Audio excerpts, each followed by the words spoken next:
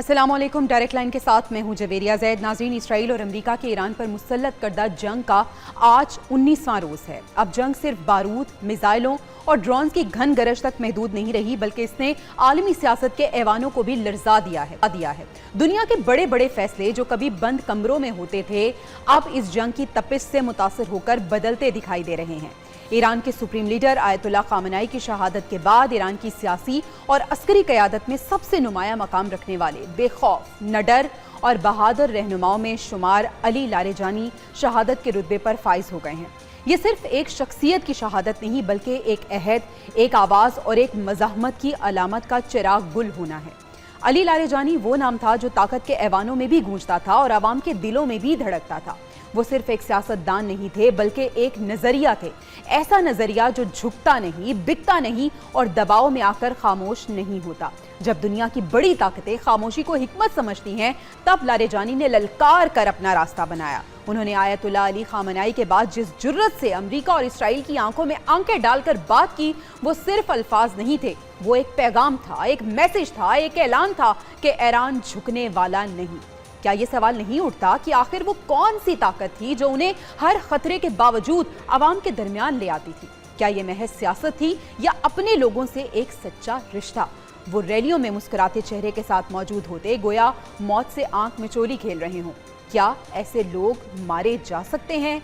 तो जवाब है नहीं, हरगिज़ नहीं। ऐसे लोग हमेशा तारीख में जिंदा रहते हैं। आज जब अली लारेजानी की शहादत की खबर गूंज रही है, तो सिर्फ आंखें अश्कबार नहीं, दिल भी सवाल कर रहा है कि क्या ताकत का तवाजुन बदल रहा है? क्या ये जंग सिर्फ हथियारों की है या नजरियात की भी है? और सबसे बड़ा सवाल कि क्या ऐसी आवाज़ें खामोश हो सकती हैं? अली लारेजानी चले गए, मगर उनकी ललकार बाकी है, उनकी जुर्रत बाकी है और शायद सबसे बढ़कर उनका सवाल बाकी है कि क्या हक के सामने बातिल हमेशा खड़ा रह सकता है? इन्हीं सवालों के लिए आज पैनल मेरे साथ मौजूद है। पैनल का तारुफ आपसे करा देती हूँ। आज के डिस्कशन के लिए air marshal retired Shahid Akhtar Alvi साहब, एक्स एम्बेसडर टू सीरिया, हमारे साथ मौजूद हैं। डॉक्टर मुनव्वर हुसैन साहब, IR एक्सपर्ट, हमें ज्वाइन कर चुके हैं और स्टूडियोज़ में नसीर वागा साहब मौजूद हैं। आप तीनों मेहमानों का मैं शुक्रिया अदा करना चाहूँगी और सबसे पहले अलवी साहब, आगाज़ आपसे करना चाहूँगी। अलवी साहब, ईरान के सिक्योरिटी चीफ, ईरान के इंटेलिजेंस के हेड अली लारेजानी शहादत के रुतबे पर फाइज हो गए हैं। सर, अगर इनकी बात करें, इनकी पर्सनालिटी की बात करें, जिस तरह से अपने इब्तदाइया में भी मैंने इनके हवाले से बात की, सर आप क्या समझते हैं, सुप्रीम लीडर आयतुल्लाह खामनाई साहब के बाद मोस्ट प्रीशियस पर्सनालिटी थे ये ईरान के लिए, कितना बड़ा ये सेटबैक है और कितना बड़ा लॉस है ईरान के लिए? जी शुक्रिया इनवाइट करने का। मेरे ख्याल में हमें ये जंग जो है ये तबाही और शहादत के पॉइंट ऑफ व्यू से नहीं देखनी चाहिए, बल्कि ये देखनी चाहिए कि तब्दील क्या हुआ इसके बाद। क्या इनका जो स्टेट स्ट्रक्चर है वो तब्दील हुआ, वो कोलैप्स हुआ? क्या ईरान जो रेजिलियंस दिखा रहे हैं, क्या उसमें कोई तब्दीली आई? या क्या ईरान के जो रीजन्स हैं इनमें कोई आई तब्दीली? हम इन सारे जब सवालों की तरफ देखते हैं तो हमें इनमें पता चलता है कि नहीं, इसमें कोई फर्क नहीं पड़ा। याद रखें कि ये एक, बस यूँ समझें कि ये एक रेस थी जिसमें उन्होंने बैटन अगले अगले वाले के हवाले कर दिए कि अब ये है। या इसकी एक बड़ी सिंपल सी मिसाल मैंने पहले भी दी थी कि जैसे हमारे इंटरनेट के मोडेम होते हैं, हम एक वायर निकालते हैं थोड़ी देर के लिए, जब वो काम नहीं करता वायर दोबारा इंसर्ट करते हैं और वो फिर और अच्छा काम करना शुरू कर देता है। बस ये समझें कि ये वो 30 सेकंड की वायर थी जो निकली थी। और इसराइल का ऑब्वियसली पर्पस इससे अचीव होता है, क्योंकि जैसे आपने फरमाया, इनके बारे में ये उम्मीद की जा रही थी कि ये डिप्लोमेसी में शायद ये ब्रिज का रोल अदा करें बिटवीन चाइना एंड अमेरिका। ठीक है।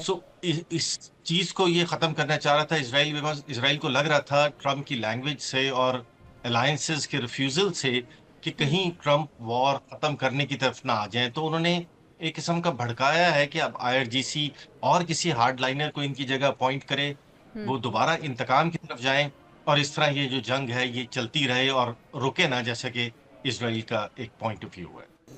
बिल्कुल सही। डॉक्टर मुनव्वर हुसैन साहब, अब सवाल यहाँ पे ये पैदा होता है कि एक तरफ ये गुमान किया जा रहा है और ये तासुर पैदा करने की कोशिश अमेरिका की जा रही है कि वो जंग को ख़त्म करना चाहता है और फेस सेविंग चाहता है, लेकिन दूसरी तरफ हम देख रहे हैं कि इस तरह ईरान की तमाम आला जो क़यादत है उसको शहीद कर देना, ये क्या मैसेज दे रहा है? क्या अमेरिका नहीं चाहता कि ये जंग ख़त्म हो?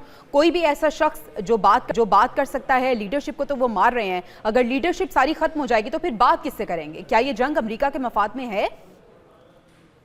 बिल्कुल अमेरिका के मफाद में नहीं है। तारीखी तौर पे जो अमेरिका के 3 फॉरेन पॉलिसी गोल्स रहे हैं, security, economic prosperity and promotion of American ideals, ये तीनों के खिलाफ है।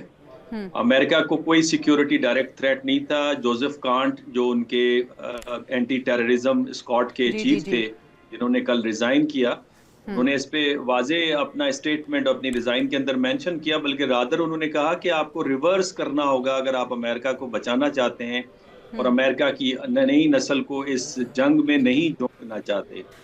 इसके साथ जो चीफ है foreign policy of European union, उनका भी मैसेज आ गया है और उन्होंने ये बात कही है कि हमसे चूंकि मशवरा नहीं लिया गया था और इस जंग का कोई ऑब्जेक्टिव भी नहीं है, इसका कोई निकलने का रास्ता भी नहीं है, तो हम इसमें ज्वाइन नहीं करेंगे। ये क्लास के अल्फाज हैं।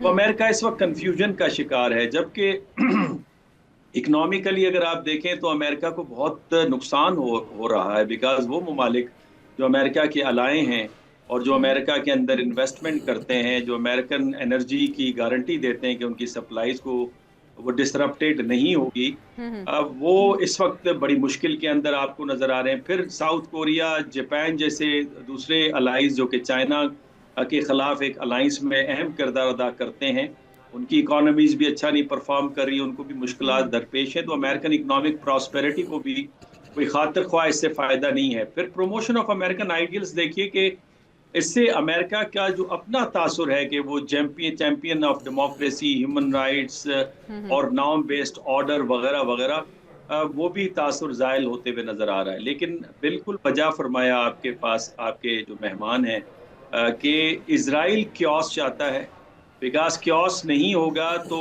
जो रिजीम्स मौजूद हैं खित्ते के अंदर वो डिस्टेबलाइज नहीं होंगी, और अगर वो डिस्टेबलाइज नहीं होती तो ग्रेटर इजराइल का ख्वाब कभी भी पूरा नहीं होता।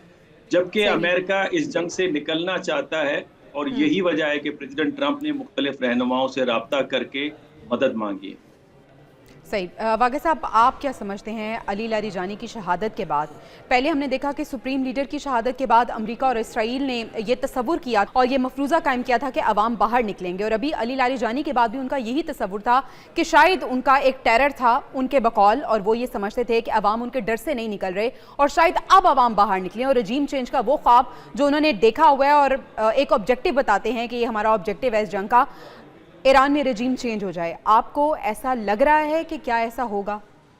अली रेजानी की शहादत के बाद एक बात सामने आ रही है कि ईरान में अभी तक गद्दारों की कमी नहीं। बिल्कुल बिल्कुल। आज जब मैंने इस पूरी स्टोरी पे काम किया तो ये पता चला कि वो अपनी बेटी के घर गए थे, और इसके साथ साथ एक और भी ये खबर है कि उनके बेटे भी उनके साथ शहीद हुए हैं। इसका मतलब ये बहुत बड़ा हमला था। अच्छा, जब मैंने इस पूरे सिनेरियो को आज देखा बैठ के कि ये सारा वाक़या कैसे हुआ, तो उसके पीछे मंतक यही समझ आई कि बाकायदा अली साहब का जो लोकेशन थी वो बताई जा रही थी इसराइलियों को, जिसकी वजह से ऐन उस जगह पर अटैक हुआ। कोई उन्होंने टारगेट के ऊपर अटैक किया है, और ये एक बहुत बड़ी शहादत थी। इसमें शक नहीं कि अली खामनाई के बाद ये दूसरी बड़ी शहादत है। वैसे तो तमाम शहादतें ही अल्लाह की नज़र में तो बहुत अहम हैं और ईरान की नज़र में भी बहुत अहम है। इसके साथ साथ एक और उनकी एक फ़ोर्स के सरबराह हैं ग़ुलाम रज़ा सुलेमानी, उनकी भी शहादत की खबर आई है कि उनको भी शहीद कर दिया गया है। देखिए, इन बड़ी शहादतों के बाद हुआ क्या कि ईरान ने एक बहुत ही ताकतवर और खौफनाक हमला जो है वो तल अवीव पे कर दिया और मिसाइलों की बौछार कर दी।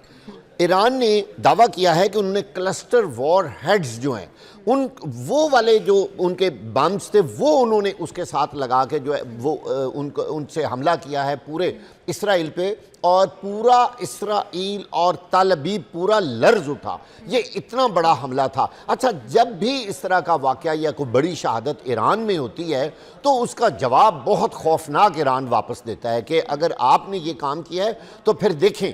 अच्छा, 200 जो फ़ौजी है इसराइल का वो इस वक्त ज़ख्मी पड़ा है, और चंद जो उनके फ़ौजी हैं वो भी वास्ले जहन्नुम हो चुके हैं।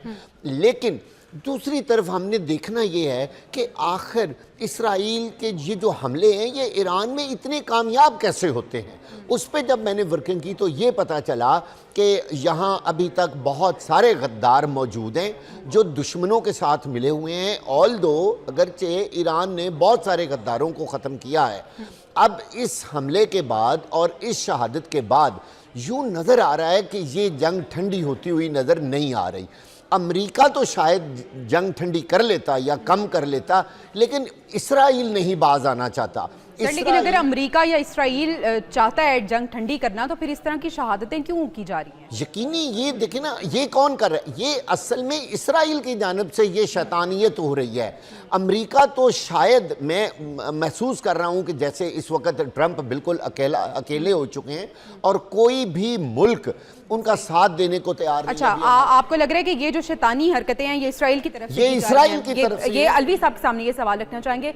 अलवी साहब, एक तो वागा साहब ने जो बात की कि अंदर गद्दार मौजूद हैं और गद्दारी की जा रही है, और दूसरी चीज़ अगर हम अली लारेजानी की शख्सियत के हवाले से बात करें तो सर उनकी बहादुरी की ज़रूर हम बात करना चाहेंगे। जिस तरह से वो लोगों में घुल मिल जाते थे, जिस तरह से अभी भी वो रैलियों की क़यादत करते हुए नजर आ रहे थे, और फिर ईरान ने ये वाज़ेह कर दिया है कि वो बहादुर कौम है और वो बंकर्स में छुप कर नहीं बैठे। जैसे हम देख रहे हैं नेतन्याहू मंजर से ही गायब हैं। क्या आप भी समझते हैं कि इसराइल ये सब कुछ कर रहा है और जंग को बढ़ावा इसराइल दे रहा है और अमेरिका जो है उसे मजबूरी पे उसकी बैक करनी पड़ रही है? बिकॉज आप देखिए अमेरिका की जो स्टेटमेंट आ रही हैं, सबसे बड़ी बात यह है कि हिस्ट्री में ये पहली बार हुआ है कि नाटो और जो यूरोपियंस हैं वो इन्होंने मुंह फेर लिया अमेरिका से। जी। ये अमेरिका के अगर जवाल का एक बहुत बड़ा रीजन बनेगा तो ये उसकी एक मेजर बिगनिंग है जिससे ये स्टार्ट हुआ है। ये जो आपने अली लारजानी साहब के बारे में फरमाया, याद रखें ये कौमों के मिजाज होते हैं।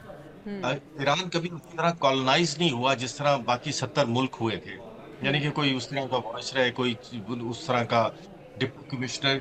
सो उन्होंने अपनी तहसीब, अपनी लैंग्वेज, अपने अदारे उनके कायम रहे, तो उनके अंदर एक वकार है, एक खास किस्म का, जो खो देती हैं बहुत सारी कौमें जो कॉलोनाइज होती हैं। इसीलिए देखें कि उनके जो बच्चे बच्चियां हैं जो रैलीज में निकल रहे हैं और उन रैलीज पे भी अटैक हो रहे हैं, वो ये पैगाम दे रहे हैं कि हमें वकार की मौत जो है वो जिल्लत की जिंदगी से ज्यादा कबूल है। और ये इनके एक स्कॉलर हैं मोहम्मद अली शुमाली, जिन्होंने बहुत इस बारे में लिखा हुआ है और उनका यही इस बारे में एक सज्जिया है। सो आप देखें कि ईरान जो है वो तो साफ कह रहा है कि मैं मिलिट्री विक्ट्री की, एक्चुअली वो जंग ही नहीं कर रहा है, वो तो दो चीजों की जंग कर रहा है, एक रेजिलियंस की और दूसरी ये कि वो अमेरिका के लिए कॉस्ट बढ़ाना चाह रहा है ताकि आइंदा उस पर ये अटैक ना हो। और तीसरा जो ईरान दुनिया को एक मैसेज दे रहा है वो ये दे रहा है कि मैं आप सबकी खुद मुख्तारी की जंग ये लड़ रहा हूँ और अकेला लड़ रहा हूँ। और वाकई ये चीज़ बड़ा रेजोनेट कर रही है ग्लोबल साउथ के साथ भी और मुस्लिम सेंटिमेंट्स के साथ भी। और फाइट के बड़ी कोशिश की गई है कि अरब कंट्रीज और गल्फ और ईरान के दरमियान, इनकी अवाम के दरमियान, इनके लीडर्स के दरमियान में डिफरेंसेस पैदा किए जाएं और उसमें मुजाहिद और सीआईए के कुछ ऑपरेशंस हैं, ड्रोन्स के फॉल्स अटैक, लेकिन अल्हम्दुलिल्लाह कि वो चीज़ जो है कामयाब नहीं हो पा रही है। सो लास्टली ये कि इजराइल के जो 2-3 ऑपरेशनल अहदाफ थे, मतलब उनका स्ट्रेटेजिक तो एक ही था ना, जो अमेरिका के साथ मिलके कि किसी तरह जो हुर्मुज़ है इस पे कंट्रोल कर लिया जाए ताकि चाइना को आगे कंट्रोल किया जाए। लेकिन उनके जो ऑपरेशनल अहदाफ थे जिसमें था कि ईरान जो रीजनल एलायंसेस है वो कमजोर पड़ जाए और ख़त्म हो जाए, और दूसरी है कि ईरान के पास जवाब देने की अहलियत ना रहे ताकि उसका इमेज है वो ऐसे से डाउन हो जाए। ये दोनों ऑपरेशनल अहदाफ उसके हासिल नहीं हो सके, इसीलिए दाऊद साहब जो है वो 10-12 दिन से मंजर आम पे नहीं आ रहे हैं, बिकॉज उनके लिए कोई अब ये थ्योरेटिकल परफॉर्मेंस दे के बताना कि हमने ये कर लिया वो पॉसिबल ही नहीं हो रहा है, क्योंकि fact on ground is very different. बिल्कुल सही। अच्छा डॉक्टर मुनव्वर साहब, अब मैं ये पूछना चाहूँगी कि अब को ईरान के खिलाफ जो जंग लड़ी जा रही है, अमेरिका और इसराइल जो ये जंग लड़ रहा है, सर अब बाकी क्या रह गया है? क्योंकि हमने देखा है कि न्यूक्लियर बॉम्बिंग के अलावा हर हरबा इस्तेमाल कर लिया है। अगर कल की हम बात करें तो एक ऐसा न्यूक्लियर बॉम्ब फेंका है, हैवीएस्ट न्यूक्लियर वेपन का इस्तेमाल किया गया है और बरतानिया की बेस को भी इस्तेमाल किया गया है। बरतानिया जिसने पहले डिनाई किया था लेकिन अब उसने अलाउ कर दिया है। सिर्फ अब न्यूक्लियर बॉम्बिंग बाकी रह गई है, बाकी हर हरबा इस्तेमाल कर लिया गया है। लेकिन ईरान जो है वो रिजिलियंट है, ईरान भरपूर जवाब भी दे रहा है। अब इस जंग का क्या मकसद बाकी रह गया और इसका फ्यूचर आप क्या देख रहे हैं? ये देखिए, बड़ा अहम सवाल है आपका। मकसद जो अमेरिका का या इजराइल का था, वो 3D जो पॉलिसी थी, डीकैपिटेशन, डीवेपनाइजेशन और डिसमेंटलिंग द रिजीम, वो तो नाकाम हो गई। और 3Cs फिनोमेना हमारे सामने है। कन्फ्यूजन है, उसके अलावा कर्सिंग है इन दोनों ममालिक के लिए, और क्रैक्स हैं इन द अलायंस। वो हमारे सारे पैनलिस्ट ने उसके ऊपर पहले ही वाजे बात कर ली है। बुनियादी तौर पे ये जो जंग है, ये जंग है हैवी वेपन्स और लाइट वेपन्स का, और ऑब्जेक्टिव एलिमेंट्स ऑफ पावर का मुकाबला है सब्जेक्टिव एलिमेंट्स ऑफ पावर का। मटीरियलिज्म का मुकाबला है सुपर स्ट्रक्चर के साथ। अब ये ईरान का जो सुपर स्ट्रक्चर है, जो नजरिया है, जो real source of power and unity है ईरान के अंदर, उसे अमेरिका और इजराइल समझने से कासिर हैं। मिसाल के तौर पे खुमैनी का ये कहना कि अगर हम पे हमला हो जाता है और हम मारे जाते हैं तो इससे ज़्यादा बेहतर और क्या होगा कि हम इस दुनिया को छोड़कर इससे बेहतर दुनिया में जाएंगे, इस लिबास को छोड़कर इससे बेहतर शहादत का लिबास पहन लेंगे। या फिर जब खुमैनी साहब से पूछा गया था रेवोल्यूशन के बाद, जब शहीद मुत्तहरी को टारगेट किया गया, उसके बाद रजाई को शहीद किया गया, तो खुमैनी साहब ने कहा था कि अगर मुर्तज़ा मुत्तहरी को मार दिया गया है लेकिन खुदा तो मौजूद है, अगर रजाई को मार दिया गया है खुदा तो मौजूद है, खुदा को तो यहाँ से नहीं निकाल सकते। और जब तक आप खुदा को, अल्लाह को यहाँ से नहीं निकाल सकते, जब तक अमेरिका की फतह नहीं हो सकती।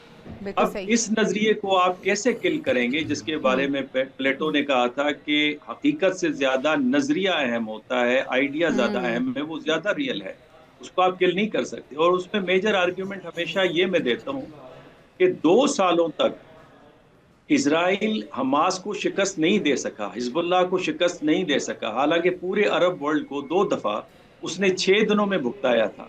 तो ये इसके पीछे हकीकत में नजरिया था। मेरा ख्याल है कि सुपर स्ट्रक्चर का मुकाबला जो महंगे हथियारों के साथ है, जो $1 ट्रिलियन का जो अमेरिका का बजट है, वो नाकाम नजर आता है। इसलिए कंफ्यूजन है, एंड गेम नहीं है, निकलने का रास्ता नहीं है, अहदाफ अब क्लियर नहीं है। तो यही वजह है, इसी को हम शिकस्त कहते हैं। और मैं आखिरी एक जुमला कहूँ कि 1935 को दोबारा तारीख दोहरा रही है। जहाँ पे बरतानिया बैंकरप्ट था, आज अमेरिका बैंकरप्ट है, $40 ट्रिलियन का मकरूज है। जहाँ पे बरतानिया अमेरिका से कर्जे लेकर अपनी मिलिट्री बेसिस को मेंटेन कर रहा था, आज अमेरिका उन्हीं कर्जों की बुनियाद के ऊपर अपनी मिलिट्री बेसिस को मेंटेन कर रहा है। जहाँ बरतानिया ने स्विस कैनाल में जंप इन किया था और उसके बाद अमेरिका का पेशेंस ओवर हो गया था, उन्होंने धमकी दी थी कि IMF का लोन भी बंद कर देंगे और आपके बॉन्ड्स को हम डंप कर देंगे। आज अमेरिका इम्तिहान ले रहा है चाइनीज पेशेंस का। $1 ट्रिलियन का मकरूज है चाइना का। चाइना की हैवी इन्वेस्टमेंट है अमेरिकन बॉन्ड्स में, और चाइना की जो शिपमेंट है वो अमेरिकन गुड्स को इधर से उधर ले जाती है। तो मेरा ख्याल है ये पेशेंस अगर ओवर हो जाएगा, जो कि प्रेसिडेंट जी ने स्टेटमेंट दे दी है कि पाकिस्तान और ईरान के साथ हम खड़े हैं और वी आर यूनाइटेड टुगेदर, तो मेरा ख्याल है कि ये मैसेज बड़ा क्लियर है। चाइना इसी तरह के मैसेजेस देता है। बेहतर है कि पहले समझ लें, इससे पहले कि देर हो जाए। बिल्कुल सही है। सर आपने जो एक बड़ी खूबसूरत बात की, आपने नज़रिए की बात की कि शख्सियात को तो मारा है लेकिन नज़रियात को किल नहीं किया जाता। वागा साहब, यही पॉइंट मैं आपके सामने रखना चाहूँगी कि ईरान में हमने देखा है कि अहम आला शख्सियात, उनको तो शहीद कर दिया गया है, लेकिन ईरान का जो मकसद है, ईरान की जो स्ट्रैटेजी है, ईरान की हिकमत अमली बिल्कुल वाज़ेह है। क्या आप समझते हैं कि जो ईरान की हिकमत अमली है उसने रिवायती जंग से हट कर अपना जो असर है उसे बहुत ज़्यादा मौसर साबित कर दिया है और ये सुपीरियर साबित हो रही है? इससे बड़ा और क्या सबूत हो सकता है कि 2 इतने बड़े लीडर शहीद हो गए। और इसके अलावा भी मैं फिर जिक्र करूंगा कि पिछले साल जो चंद माह पहले एक बहुत बड़ा इसी तरह का हमला इन्होंने किया था और बहुत बड़ी जो उनकी फ़ौजी क़यादत थी वो उसमें शहीद हो गई थी। अब जितनी शहादतें हो गई हैं, आप आप इससे अंदाज़ा करें कि ईरान टस से मस नहीं हो रहा, ना तो वो टेबल टॉक पे आना चाहता है, ना वो अमेरिका से मुज़ाकरात कर रहा है। इसका मतलब ये है कि उनके पास बहुत सारी लेयर्स हैं लीडरशिप की।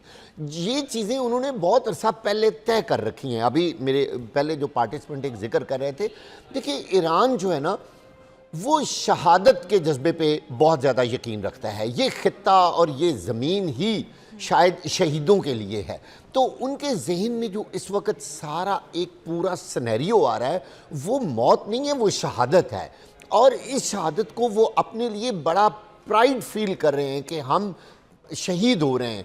अब ये जो जज्बा है ये दूसरी कौमों में, अब गैर मुस्लिम कौमों में तो है ही नहीं। लिहाजा यही एक वजह है जो ईरान को इस हद तक आगे लेके जा रही है। जिस तरह लीडरशिप जा रही है ईरान की, अमेरिका और इसराइल का ये ख्याल था कि शायद वो बुरी तरह ईरान इससे मुतासर होगा और बहुत जल्द कोई रिजीम चेंज हो जाएगी या शायद फ़ौज उनका साथ छोड़ देगी। ये बातें तो वहाँ पूरी बिल्कुल नहीं हुई। उन्होंने देख लिया है कि वो जो भी हमला करते हैं उसका वो मर्दाना वार मुकाबला करते हैं और जवाब देते हैं, पहल नहीं करते। एक बात रोज़े अव्वल से जब से ये जंग शुरू हुई है, ईरान ने पहल नहीं की। ईरान ने हमेशा जवाब दिया है उस हमले का, जो कि उनका बुनियादी हक है। पूरी दुनिया के जो इस वक्त ममालिक नहीं ना खड़े हो रहे हैं अमेरिका के साथ, उसकी एक बहुत बड़ी वजह ये है कि बार बार वो ये कह रहे हैं कि जब जनाब ट्रंप साहब आपने ये काम शुरू किया था तो हम में से तो किसी को आपने कॉन्फिडेंस में नहीं लिया, हमें तो ये पता ही नहीं था कि आप ये काम करना जा रहे हैं। आप तो कहते हैं कि हम डी वेपनाइजेशन करेंगे, वहाँ बहुत बड़े ज़खायर हैं। पहले तमाद में नहीं लिया गया और अब मिन्नतें कर रहे हैं कि हम ग्रुपिंग कर लेते हैं। वाक़ई साहब अभी हमें ब्रेक पे जाना है और ब्रेक से जब हम वापस आएंगे तो हम बात करें लारेजानी ने जो 6 नुकाते ख़त लिखा था और उसमें उन्होंने मुस्लिम ममालिक से भी सवाल किया है। वो ये कह रहे हैं कि मुस्लिम ममालिक आखिर कहाँ खड़े हैं और वो किसका साथ दे रहे हैं। इस पर हम बात करेंगे ब्रेक के बाद। पैनल मेरे साथ ही मौजूद है, stay with us. Welcome back नाजरीन। अली लारेजानी के 6 नुकाती ख़त के बारे में ब्रेक से पहले हम बात कर रहे थे। उस ख़त में एक बड़ी चीज़ जो वाज़े की गई है वो मुस्लिम ममालिक को मुखातिब करके कहा गया है कि ईरान तो डट कर खड़ा है, मुसलमान मुल्क बताएं कि वो किस तरफ हैं। ख़त में लिखा गया कि जंग में अमरीका इसराइल एक तरफ हैं और ईरान और मज़ाहमती क़ुव्वतें दूसरी तरफ हैं, बताएं मुस्लिम ममालिक किस तरफ हैं। तो यही सवाल मैं अलवी साहब आपसे करना चाहूँगी कि बड़ा एक इंपॉर्टेंट सवाल उन्होंने मुस्लिम ममालिक से किया है। आप क्या समझते हैं कि मुस्लिम ममालिक आखिर कहाँ पे खड़े हैं और क्या इस वक्त सिर्फ बयानात तक महदूद रहना काफ़ी होगा? जी, बस हर कोई अपनी अपनी एक जो इसे कहते हैं रियल पॉलिटिक या जियो स्ट्रेटेजिक रियलिटीज़ है उसके मुताबिक हर मुल्क इस पे चल रहा है। मुल्कों के मुफाद हैं, कोई IMF के कर्जों के नीचे है, कोई किसी के ऊपर सिक्योरिटी अम्ब्रेला है। तो डिफरेंट टाइप के प्रेशर हैं और इसी तरह एक्ट कर रहे हैं। मैं आपको एक रिमाइंड कर रहा हूँ कि जब गजा की वॉर हुई थी, इसराइल का अटैक हुआ था, तो मैं उस वक्त सीरिया में ही था। तो 1 महीने के बाद अरब कॉन्फ्रेंस हुई थी। अगर उस अरब कॉन्फ्रेंस में वो छोटे छोटे स्टेप भी ले लेते, इसराइल का बाइकआउट कर देते, डिप्लोमेटिक रिलेशन खत्म कर देते, उसके ऑयल को रोक लेते, तो आज ये 60,000 कत्ल ना होते। हमने वो स्टेप उस वक्त भी नहीं लिया, उसके बाद भी नहीं लिया। That shows the strength and unity of the Muslim world. लेकिन मैं आपको एक चीज़ बताऊं, खुदा न खास्ता ईरान के अंदर क्योस होता है। इस क्योस का सबसे ज़्यादा नुकसान जो होगा वो गल्फ कंट्रीज और अरब वर्ल्ड को होगा, हमें भी होगा। हम जाहिर हैं उस वक्त उनको याद आएगा, और यही जाहिर है इसराइल चाहता है, उस वक्त उनको याद आएगा कि एक स्टेबल ईरान कितना बड़ा बैलेंसिंग फैक्टर था इस रीजन में, कितना एक स्टेबल और मजबूत ईरान कितना जरूरी था इसराइल की नकेल डालने के लिए। द मोमेंट ये वीक होंगे उस वक्त आप देखिएगा कि इसराइल इनके साथ क्या करेगा, फिर इनको ये चीज याद आएगी। तो अगर लारेजानी साहब ने ये लिखा है तो बड़े अपने, मैं कहता हूँ बड़े दुख भरा दिल से उन्होंने ये लिखा होगा, बट इट्स अ फैक्ट। हम देख रहे हैं कि 40-45 से पैलेस्टीनियंस की फाइट भी तो ईरान ने ही की है अकेले, बाकियों ने तो स्टेटमेंट दी हैं और दिन मनाए हैं, लेकिन फाइट तो नहीं की है। देखें इस पे प्रॉक्सी का इल्जाम भी आता ना ईरान पे, बट इस फैक्ट शीट स्ट्रेट होनी चाहिए। पहली हिजबुल्लाह कब बनी थी? जब साबरा शतीला कैंप्स का हुआ था। आप तो कुछ शायद याद नहीं होगा, हजारों लोग जो थे वो इजरायली सोल्जर्स खड़े थे लेबनान में, और जो क्रिश्चियन थी उनकी मलेशिया उसने कत्ल किया था, सारी दुनिया में शोर मच गया था। उसके बाद हिजबुल्लाह बनी। हिजबुल्ला ना बनती तो शायद इस तरह के वाकयात कुछ और हो जाते। और इसी तरह ईरान ने 99 आई थिंक 2002 और 14 बार अपील की थी इनके फॉरेन मिनिस्टर ने भी और औरों ने भी कि सारे मुल्कों को कि लेट्स गेट टुगेदर, अगर हम ना इकट्ठे हुए तो इजराइल एक एक करके हमें खा जाएगा। लेकिन अगर आप इकट्ठे होते तो उसको ये रीजनल अलायंसेस दूसरे प्रॉक्सीज ना बनानी पड़ती। बिल्कुल अब इट्स सही। A simple logic. अब वो मजबूरियां हैं जिसकी वजह से, और फिर तो कोई भी इसराइल को जवाब देने या लड़ने के लिए तैयार ही ना होता। तो इसलिए उन्होंने, अगर ये वाला पॉइंट जो आप पर्टिकुलरली हाईलाइट कर रही हैं, जिस पे मैंने इतनी आपको तफसील से जवाब दी है, इसके जी पीछे बड़ी तल्ख हकीकत और बड़ी तल्ख हिस्ट्री है। बिल्कुल सही। डॉक्टर साहब, ईरान की अगर हम बात करें तो इनकी सिविल मिलिट्री इंडस्ट्री लीडरशिप को ख़त्म कर दिया गया है। ईरान जंग से अगर बाहर भी आ जाता है तो ईरान का जो स्टेटस है वो क्या होगा? और जिस तरह से अभी अलवी साहब ने भी बात की कि ईरान का मजबूत होना किस हद तक ज़रूरी है, क्योंकि ईरान ही वो वाहिद सीसा फैलाई दीवार है जो इसराइल के सामने खड़ा है, और इसराइल जिससे डरता भी है और वाज़े तौर पर कहता है कि ईरान से उसे बहुत ख़तरा है। तो ईरान का मजबूत होना कितना ज़रूरी है? इस पे तो कोई दूसरी राय नहीं है कि ईरान का मजबूत होना मुस्लिम उम्मा के लिए अच्छा है, स्पेशली गल्फ ममालिक के लिए अच्छा है। मैं बिल्कुल एग्री करता हूँ। इस वॉर के जो नताइज मुझे नजर आ रहे हैं, जो कि इसकी कैजुअलिटीज तो वाजे हैं कि ग्लोबल ऑर्डर जो है वो डिसमेंटल हो गया है, इसमें कोई शक मुझे अब नहीं है। और जो ट्राईपोलर वर्ल्ड की जो डिमार्केशन है वो भी बड़ी वाजे है। और मैं समझता था कि जो तीसरा पोल है फ्रांस की लीडरशिप में यूरोप का, वो अभी ब्लर्ड है, उसकी जो बाउंड्री लाइंस हैं वो भी मेरे अब नज़दीक बड़ा क्लियर है, बिकॉज यूक्रेन, गजा और अब ईरान वॉर के ऊपर उनके इख्तलाफात बड़े खुल के सामने आ गए हैं, और रशिया को कंसेशन देने के हवाले से भी बड़े खुल के सामने आ गए। इसी वजह से वो चाइना और इंडिया के साथ अलहदा डील करना चाह रहे हैं, और गालिबन ईरान के साथ भी वो टेलीफोनिक बात करके अपने मसाइल को हल करेंगे। बिल्कुल सही। इसमें 2-4 पॉइंट्स बड़े इंपॉर्टेंट हैं जो मेरा ख्याल है हमें समझना चाहिए। इंटेलेक्चुअली और एपिस्टेमोलॉजिकली जो इस्लाम है और मार्क्सिज्म है, इसमें एक कॉमनैलिटी है, और वो कॉमनैलिटी है ग्लोबलिज्म की। इस्लाम उम्मा की बात करता है, मार्क्सिज्म जो है वो ग्लोबल सोसाइटी की बात करता है। लिबरलिज्म इनकी मुखालफत करता है, और वो नेशनलिज्म की बुनियाद पे बात करता है, जहां से ये नेशनल इंटरेस्ट निकला है। और ये जो नेशनल इंटरेस्ट का कॉन्सेप्ट है ये बड़ा वेग है। हर हुक्मरान अपने समझ के मुताबिक और अपने जाती मफादात के मुताबिक नेशनल इंटरेस्ट को डिफाइन करता है। और ये डिवीजन इसलिए कायम की गई ताकि जो इनविजिबल स्ट्रक्चर है, जिसको कॉलोनियल इंपीरियलिज्म या स्ट्रक्चरल इंपीरियलिज्म कहा जाता है, जो मल्टीनेशनल कॉरपोरेशंस की शक्ल में या इल्यूमिनाइट्स की शक्ल में आपको नजर आते हैं, इल्यूमिनाटीज की शक्ल में नजर आते हैं, वो इस पे ग्रिप कर सकें। जब तक आपके पास उम्मा का कॉन्सेप्ट मजबूत नहीं होगा, जिसकी तरफ अली लारेजानी साहब ने इशारा दिया है कि नबी सल्लल्लाहु अलैहि वसल्लम की हदीस है कि अगर कोई मुसलमान पुकारे तो आपने लब्बैक कहना है। हम आपको पुकार रहे हैं, हमसे पहले गजा वालों ने पुकारा, आप खामोश हैं, आपने खुद अपने आप को जज करना है, आप किस तरफ खड़े रहें। बिकॉज कुरान की एक आयत है, और वो आयत ये है कि अल्लाह तबारक तआला नबी सल्लल्लाहु अलैहि वसल्लम से फरमाते हैं कि इन यहूदियों से, यानी उनके ज़माने के यहूदियों से पूछें कि इन्होंने बेगुनाह अंबिया को क्यों कत्ल किया था।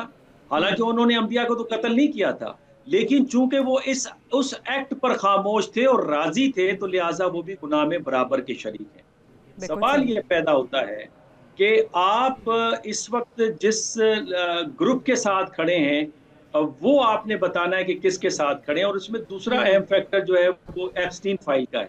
अब हम क्या रोना रोएं कि हमारे अरब ममालिक के कौन से लीडर्स की कहानियां उस एप्स्टीन फाइल के अंदर क्या है, और वो क्यों कर इब्राहिम अकॉर्ड का हिस्सा बने, और वो क्यों कर सूडान में या यमन के अंदर या इजिप्ट में तब्दीली के हवाले से, या ईरान के खिलाफ, या गजा के मामले में, या इवन BLA को सपोर्ट करने के हवाले से इस तरह से एक्ट क्यों करते हैं। मेरा ख्याल है चीज़ें बड़ी वाज़ेह हैं। जो अपनी तरफ से आंखें बंद करे तो फिर ये जानबूझ के वो बंद करे, लेकिन मेरा ख्याल है रोशन दिन की तरह चीज़ें हमारे सामने बिल्कुल वाज़ेह नज़र आ रही है कि कौन कहाँ है और किस लाइन पे खड़ा है। बिल्कुल सही। वाक़ई साहब, यही सवाल आपसे करना चाहूँगी, फिर आगे बढ़ेंगे।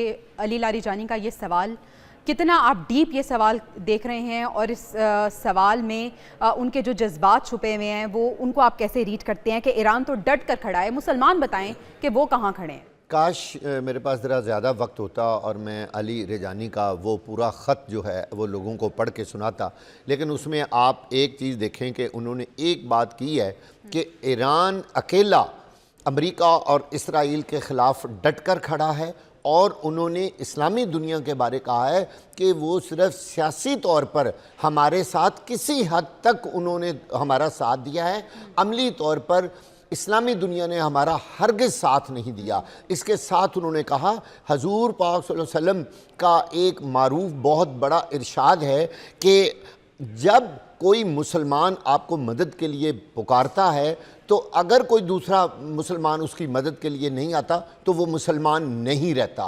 वो बताना ये चाह रहे हैं कि जिस खित्ते में हम रह रहे हैं, जो हमारे इर्द गिर्द मुसलमान ममालिक हैं, उन्होंने ईरान की हरगिज़ मदद नहीं की, और इसकी वजूहात उनके अपने वो मसाइल हैं। उन्होंने जो अपनी स्ट्रेटजीज दूसरे गैर मुस्लिम ममालिक और ख़ास तौर पर अमेरिका और इसराइल के साथ बना रखी हैं, इनकी वजह से हमारी किसी ने मदद नहीं की। उन्होंने कहा कि इस्लामी दुनिया के मुस्तबिल बारे में सोचें। आप जानते हैं कि अमेरिका कभी किसी का वफादार नहीं रहा।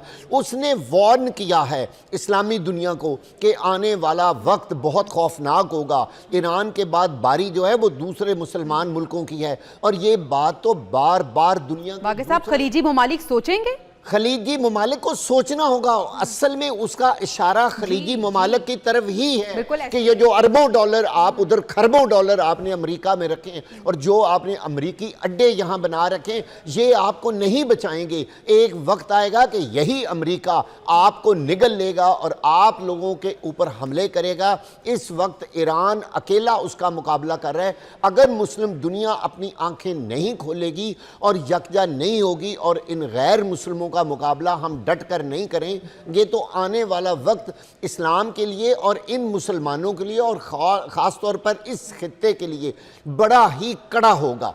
इतना आला ख़त और उसका एक एक जो शिक है वो पढ़ने वाली है। देखें उन्होंने अपनी शहादत से पहले किस तरह वो सारी चीज़ों के बारे में आगाह कर दिया मुसलमानों को कि आने वाला वक्त जो है वो क्या है। इस्लामी उम्मत का इत्तेहाद अपनी पूरी कुव्वत के साथ तमाम ममालिक के लिए सलामती, तरक्की और आज़ादी की ज़मानत फराहम कर सकता है।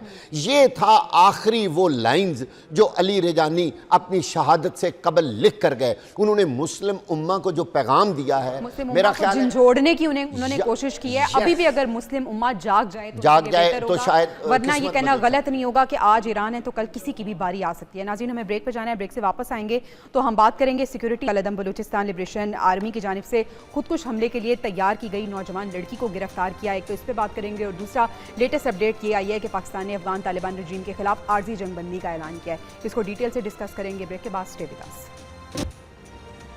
वेलकम बैक नाजरीन। पाकिस्तान ने अफगान तालिबान रजीम के खिलाफ आर्जी जंगबंदी का ऐलान कर दिया है, लेकिन आर्जी जंगबंदी के हवाले से ये भी कहा जा रहा है वफाकी वज़ीर बलाए तरात व नशरियात अता तारड़ की तरफ से कि हम इस्लामी ममालिक की दरख्वास्त पर यह फैसला कर रहे हैं, लेकिन अगर किसी तरह की भी कोई भी दरअंदाजी हुई या खिलाफ वर्जी हुई तो भरपूर जवाब भी दिया जाएगा। अलवी साहब, ऑपरेशन गज़ब लिल हक आप देख रहे हैं कि पाकिस्तान के जो सिक्योरिटी इदारे हैं, जो हमारी अफवाज है, वो कितने भरपूर अंदाज से इस ऑपरेशन में हमें नज़र आ रही है। शहादतें भी हो रही हैं और दूसरी तरफ से दहशत गर्दों को भी जहन्नुम वासिल किया जा रहा है। आप कैसे देखते हैं कि ये जो आर्जी तौर पर जंगबंदी की गई है, कैसे रीड करते हैं आप इसे? मेरे ख्याल में बहुत ही खुशाइन बात है, और मेरे ख्याल में पाकिस्तान ने एक बड़े दिल का मुजाहरा किया है, क्योंकि हमारी कंडीशन ये थी कि जब तक तालिबान गवर्नमेंट ओवरटली या कोवर्टली हमें ये गारंटी नहीं देती है कि टीटीपी को नहीं इजाज़त देंगे, तब तक ये जंगबंदी नहीं होगी। तो जाहिर है इट लुक्स लाइक कि जब अता तारड़ साहब की जो स्टेटमेंट है कि अभी शायद वो स्टेटमेंट तो नहीं आई है, लेकिन चूंकि मुस्लिम वर्ल्ड ने अपील कर दी है और मुस्लिम वर्ल्ड अपनी तारीख के एक सबसे बड़े क्राइसिस से गुजर रही है, तो इसलिए इस चीज़ का ही मुनासिब था। और मेरे ख्याल में ये थोड़ा सा ब्रीदिंग टाइम जो मिलेगा अफगान गवर्नमेंट को, उनको भी सोचने का इसमें मौका मिलेगा कि उन्होंने सारे कैंपेन में क्या खोया क्या कमाया। प्लस उनको अब ये भी नजर आ गया है कि बिजनेस एज यूजुअल नहीं होगा। पाकिस्तान इसके बाद दोबारा जब अगर इस तरफ से हुई तो we will initiate the same things. तो मेरे ख्याल में ये चीजें बहुत अच्छी है। मैं तो बहुत अरसे से ये कह रहा हूँ कि अफगानिस्तान की तकदीर जो है वो हमारे साथ जुड़ी हुई है, हमारी उन पे डिपेंडेंस नहीं है, उनकी हम पे डिपेंडेंस है। और जो दो मुस्लिम ब्रदर मुल्क हों, उसमें डिपेंडेंस तो कहना नहीं चाहिए कि हम सपोर्ट के लिए हैं। हमारे रिश्ते से बहुत डिफरेंट हैं।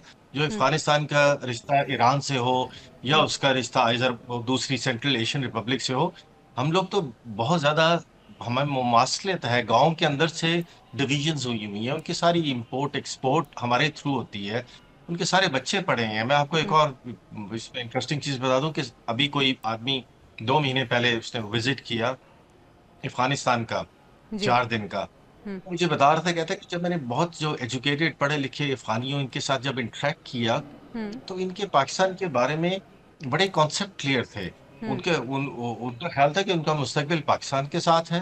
वो बड़े क्लियर थे कि पाकिस्तान और अफगानिस्तान को मिलके रहना है। और वो सही। इस चीज में भी बड़े क्लियर थे कि पाकिस्तान ने हमारे लिए बहुत कुछ किया। ये बस एक खास तबका है जिसको अब वो आप कहते हैं कि प्रोपेगेंडे से किया गया है, या उनको इंड्यूस किया है, या उनको कुछ वो किया सही। गया। तो अलवी साहब, अदरवाइज आपकी अफगानी आपकी रिश्ते मौजूदगी थे। का फ़ायदा उठाते हुए मैं आपसे ये भी सवाल करना चाहूँगी कि अफ़गानिस्तान में रजीम चेंज कितना ज़रूरी है, अफ़गान अबूरी हुकूमत का खात्मा कितना ज़रूरी है। और अब खबर ये भी आ रही है कि नेशनल मोबिलाइजेशन फ्रंट ने अफ़गान तालिबान रजीम की इंतहा पसंदी और जारहियत के खिलाफ एक महाज खोल दिया है। यानी जिस तरह से आप बात कर रहे थे, वहाँ का पढ़ा लिखा तबका, वहाँ का नौजवान तबका भी इनके खिलाफ है। देखें, मैं तो अभी इस पे एक आर्टिकल भी लिखा था। मेरा पॉइंट ऑफ व्यू थोड़ा सा डिफरेंट है। मेरा पॉइंट ऑफ व्यू ये है कि अगर उनके अंदर कोई चेंज आनी है, तो वो चेंज उनके अपने अंदर से आनी चाहिए। उनके लोग उस चेंज को लेकर आए। हमें कभी भी ना इस नजर से देखा जाए कि हम अफगानिस्तान में रजीम चेंज कर रहे हैं, अदरवाइज सही। हम हमारे ऊपर ये एक लेबल लग जाएगा। तो ये आपकी बात जो है कि एक अवेकनिंग है, वो खुद वो चेंज करे, और उनको मेरे ख्याल में चेंज करना भी चाहिए। एक ब्रॉड बेस्ड गवर्नमेंट लेके आनी चाहिए जो कि इन मामलात को उससे मुख्तलिफ तरीके से देखे। जैसे कि ये सिर्फ अपने एक नैरो लेंस से देखते हैं, और जान के ये उन कंट्रीज के साथ रिलेशनशिप ना सिर्फ बनाने की, बल्कि एक ऐसी एक जेस्चर्स भी देने की कोशिश करते हैं, सिग्नल्स के, जो उनको पता है कि पाकिस्तान को पसंद नहीं आएंगे। बिल्कुल तो सही। एज ए नेबर उनको ये चीज नहीं करनी चाहिए। बिल्कुल सही। डॉक्टर मुनव्वर, आप किस तरह से देख रहे हैं अफगानिस्तान के शुमाली और मशरकी सूबों से ताल्लुक़ रखने वाले नौजवान हैं जो नेशनल मोबिलाइजेशन फ्रंट के क़याम का बाकायदा तौर पर ऐलान कर चुके हैं। अफगानिस्तान में रजीम चेंज आपको लगता है कि अंदर से ही आएगी और अंदर से ही बगावत होगी, और कितना ज़रूरी है अफगानिस्तान में रजीम चेंज होना? देखिए, मौजूदा रिजीम जो अफगानिस्तान में है, उसके हवाले से ग्रीवेंसेस तो मौजूद है। बच्चियों की तालीम के हवाले से जॉब अपॉर्चुनिटीज़ नहीं है। फिर इथनिक बेसिस के ऊपर, रिलीजियस बेसिस पे कहीं ना कहीं डिस्क्रिमिनेशन मौजूद रहती है। तो वो ग्रीवेंसेस तो मौजूद हैं। फिर उनके जो लीडर्स हैं, उनको मार दिया गया था या वो मुल्क छोड़ के चले गए थे, तो उसको आप इस तरह से ख़त्म तो नहीं कर सकते। लिहाजा, और फिर ये बड़ी इंटरेस्टिंग बात है कि एक इंटायर गवर्नमेंट है जिसको 4-5 साल हो गए, अभी तक वो अबूरी हुकूमत वहाँ पे मौजूद है। दुनिया की तारीख में कौन सी ऐसी हुकूमत है जो 4-5 सालों से अबूरी रहे? और जो ब्रॉड बेस्ड एक गवर्नमेंट बनानी थी, वो कब बनेगी और किस तरह से बनेगी, वो तो तालिबान ने उस पर एक्ट नहीं किया। पाकिस्तान के हवाले से मैं ये कहूँगा, देखें, जो जोग्राफिकल टायरनी है अफगानिस्तान के लिए, और प्लस जो उनकी इकोनॉमिक कंडीशन है, वो तो उनको डिक्टेट करती है कि उनके अच्छे ताल्लुकात रहें पाकिस्तान के साथ। फिर जो सही। तारीखी और सकाफती रिश्ते हैं, जिसका जिक्र भी एयर मार्शल साहब ने फरमाया, वो भी डिमांड करते हैं कि आपके ताल्लुकात हमारे साथ बेहतर हों। और फिर पाकिस्तान ने जो मुश्किल हालात में अफगानिस्तान का केस लड़ा है, उनको पनाह दी है, मेरा ख्याल है ये अनप्रेसिडेंटेड है दुनिया की तारीख में। हालांकि जब खिलाफत मूवमेंट चली थी, तो यहाँ से मुसलमानों ने जब हिजरत शुरू की, तो अफगानिस्तान ने अपने बॉर्डर ख़त्म कर दिए थे, बंद कर दिए थे, और यहाँ के मुसलमानों को वहाँ नहीं जाने दिया था। लेकिन बदकिस्मती ये है कि अफगानिस्तान वो जो डेमोनाइज करता था इंडिया, जिसने तालिबान पे 8 फिल्में बनाई, जिसमें काबुल एक्सप्रेस भी है, अब उन्हीं के colonel, retired colonel Ramesh Pawar, वो एक पॉडकास्ट के अंदर इंटरव्यू देते हुए कहते हैं कि इजराइल टेक्नोलॉजी दे रहा है, हम मॉनेटरी हेल्प कर रहे हैं, और अफगानिस्तान ज़मीन दे रहा है दहशतगर्दों को, जो कि डिस्टेबलाइज करना चाहते हैं पाकिस्तान को। बिकॉज पाकिस्तान खतरा है भारत के लिए भी, इजराइल के लिए भी, और फिर इसके बाद हमने ईरान को भी यहीं से डिस्टेबलाइज करना है। सही। तो इससे आप अंदाजा कीजिए कि ये गठजोड़ जो है, ये पाकिस्तान के हक में भी नहीं है और अफगानिस्तान के हक में भी नहीं है। लास्ट पॉइंट मेरा ये है कि देखें, आप जब मिलिट्री इंस्ट्रूमेंट इस्तेमाल करते हैं काइनेटिक फोर्स इस्तेमाल करते हैं वो एक बड़ा स्पेसिफिक पीरियड के लिए और बहुत ही स्पेसिफाइड गोल के लिए करते हैं। आपका मकसद ये होता है कि अपने अपोनेंट को अपने टर्म्स एंड कंडीशंस पे टेबल के ऊपर लेकर आए। बिल्कुल तो सही। अगर ये जो ब्रीथ दिया है पाकिस्तानी हुकूमत ने, ये बहुत अच्छा है। एक तो इस्लामी कदरों के हिसाब से बहुत अच्छा है, बिकॉज ईद आ रही है। दूसरा, इस्लामिक ममालिक ने रिक्वेस्ट भी की, चाइना ने भी चंद दिन पहले रिक्वेस्ट की। एक मौका देना चाहिए अगर वो हमारे टर्म्स एंड कंडीशंस पे आते हैं, जो कि उनके हक में भी बेहतर है। दहशतगर्दी पूरे इलाके के हक में बेहतर नहीं है, और फिर दुनिया में इस खित्ते में कनेक्टिविटी के बगैर प्रॉस्पेरिटी नहीं आएगी, या बिल्कुल सही। प्रॉस्पेरिटी के बगैर अफगानिस्तान तरक्की हासिल कर सकता है। चाइना की इन्वेस्टमेंट है, उसके अलावा सेंट्रल एशिया है, रशिया को कंसर्न है, ईरान को कंसर्न है। तो मेरा ख्याल है वक्त आ गया है कि तालिबान को सोचना होगा। और जहां तक रिजीम चेंज का मामला है, अगेन ये अफगानिस्तान के लोगों ने फैसला करना है, लेकिन जो कुछ पाकिस्तान ने किया है वो अफगानिस्तान के लोगों के खिलाफ नहीं है, वो उन दहशत गर्दों के खिलाफ है और उस रिजीम के खिलाफ है जो उनको पनाह देती है। बिल्कुल सही, आपका पॉइंट आ गया। वागा साहब, आपके सामने भी यही सवाल रखना चाहूँगी कि पाकिस्तान ने हमेशा एक पॉजिटिव जेस्चर दिया है और अभी भी हम देख रहे हैं कि जो खबर आ रही है आर्जी तौर पर जंगबंदी का ऐलान किया गया है। आपको लगता है कि अफगान अबूरी हुकूमत इसको सोचेगी, और जिस तरह से तातार ने क्लियर किया कि अगर किसी भी तरह की दरअंदाजी हुई इस दौरान तो फिर पूर्ण जवाब दिया जाएगा, आप इस जेस्चर को किस तरह से देख रहे हैं? देखिए, वो एक आम मिसाल हम देते हैं ना कि अपना जब भी मारेगा तो वो मार के छाँव पे ज़रूर फेंकेगा। बात यह है कि अगर अफ़गानिस्तान के ये लोग जो इस वक्त पाकिस्तान की मुसल्लह अफ़वाज के ख़िलाफ़ बरसरे पैकार हैं, अगर वो ज़रा ठंडे दिमाग से सोचें कि किस तरह उन्होंने ईद उल फ़ितर के मौके पर जंग बंदी का ऐलान किया है, उनको यकीनी तौर पर इस बारे में गौर व गौज़ करना होगा। और ये वक्त उनके लिए उनको फ़राहम किया गया कि वो अपने ठंडे दिमाग से सोचें। अब अफ़गानिस्तान के अंदर जो नौजवान नस्ल है, इसके अलावा और भी बहुत सारी दूसरी जो अवाम है, वो मौजूदा हुकूमत के सख्त ख़िलाफ़ है, बस उनका बस नहीं चल रहा। क्यों नहीं बस चल रहा? असल प्रॉब्लम यह है कि जो कवानीन और जो निज़ाम इस वक्त तालिबान वहाँ चला रहे हैं वो इतना सख्त है कि वहाँ कोई शख्स अपनी आवाज़ नहीं उठा सकता। बिल्कुल इसमें कोई शक नहीं कि इतनी लंबी अबूरी हुकूमत भी कभी दुनिया में हुई है। अब ये सब कुछ क्यों है? उन्होंने वहाँ के मुकामी अवाम को इतना दबाया हुआ है कि वहाँ कोई शख्स उठ के बात ही नहीं कर सकता। बच्चियों की तालीम, उनकी एजुकेशन के अलावा उनकी जॉब्स और उनके आगे बढ़ने के मौके जो हैं वो अफगानिस्तान में तकरीबन अक्सर तो फिर नेशनल मोबिलाइजेशन फ्रंट का फ्यूचर आप क्या देखते हैं? क्योंकि यही पॉइंट वो रख रहे हैं। बिल्कुल, जो इंतहा पसंदी वहाँ पे हो रही है, ख़वातीन की एजुकेशन और इस तरह के तमाम तर जो उनके मुतालिबात हैं वो सामने रख। मैं बिल्कुल इसी जानब आने वाला था कि नेशनल मोबिलाइजेशन फ्रंट जो है ये एक वो ग्रुप है जो बड़े अरसे से काम तो कर रहा था लेकिन सामने नहीं आ रहा था। इन्होंने अब अपने आप को ऑर्गेनाइज किया है और उन्होंने बाकायदा ऐलान कर दिया है आप अफगानिस्तान के अंदर तालिबान के ख़िलाफ़ किसी भी किस्म की मूवमेंट का ऐलान करना कोई आसान काम नहीं है। इसका मतलब यह है कि वो इस वक्त इस पोजीशन में हैं कि वो इनको फेस कर सकें और वहाँ पर किसी किस्म की तब्दीली ला सकें। यकीनी तौर पर इसी तरह ही जो चीज़ें हैं ना वो आगे चलती हैं, यानी ये बारिश का पहला कतरा साबित होगा कि अफगानिस्तान के